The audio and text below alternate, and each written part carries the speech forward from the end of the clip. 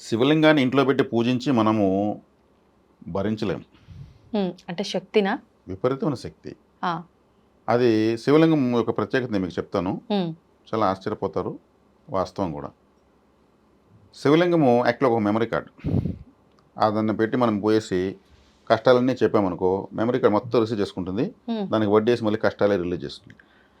ఎందుకంటే అట్లా? మనం చెప్పిందే కదా ముందర పోయి, ఓహో! ఇతనికి కష్టాలు ఎక్కువ కావాలని అడుగుతున్నాడు. అదే ఇద్దామని ఇస్తుంది. ఉన్నాయని చెప్తున్నాం గానీ కావాలని అడగట్లేదుగా. తీర్చమని చెప్తున్నాం. కష్టం, కష్టం, కష్టం అంటున్నాం. ఓ అని ఏడుస్తున్నాం. అంటే ఇతనికి ఏడవడం అంటే ఇష్టం అనేసి ఇంకా ఎక్కువ ఏడ్చేయడానికి మళ్ళీ వస్తుంది ఎనర్జీ. అప్పుడేం చేయాలి?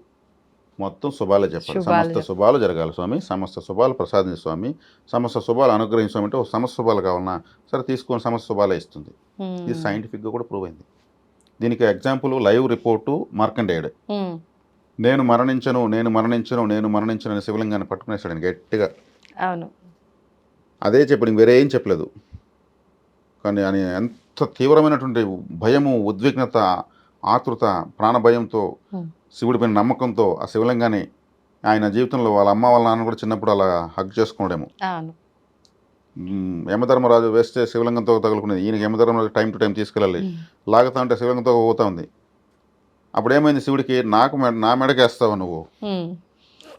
ఆయన పైకి లేసాడు. హ్మ్. ఆయన ఒక తందన్నాడు.